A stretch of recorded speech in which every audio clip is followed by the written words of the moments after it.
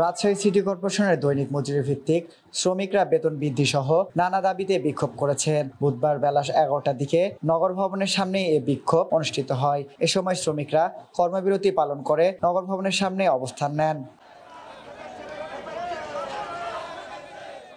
বিক্ষোভ চলাকালে তারা সিটি কর্পোরেশনের বিভিন্ন ফটকে তালা ঝুলিয়ে দেন এবং বিদ্যুৎ সরবরাহ বন্ধ করে দেন।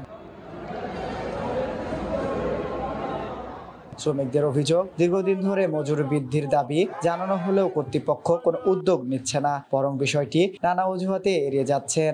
বর্তমানে দৈনিক মজুরি 484 টাকা, যা দিয়ে সংসার চালানো সম্ভব নয়।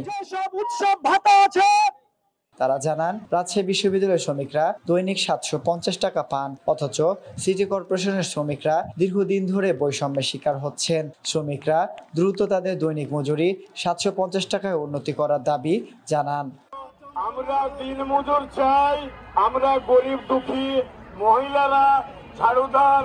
সুতরাং আমাদের ভবনে যত স্টাফ আছে, যত শ্রমিক আছে, আমরা চাই আমাদের বেসিক 750 টাকা করতে হবে। তারা আরো বলেন, বর্তমানে এ বেতনে সংসার চলে না, সন্তানদের লেখাপড়ার খরচও মেটানো যাচ্ছে না। বিক্ষোভে সিটি কর্পোরেশনের 30টি ওয়ার্ডের অন্তত 2500 শ্রমিক অংশ নেন। এছাড়াও শ্রমিকরা আরো জানান, তাদের যৌক্তিক দাবি দ্রুত বাস্তবায়ন না হলে আন্দোলন আরো বিস্তৃত করা হবে।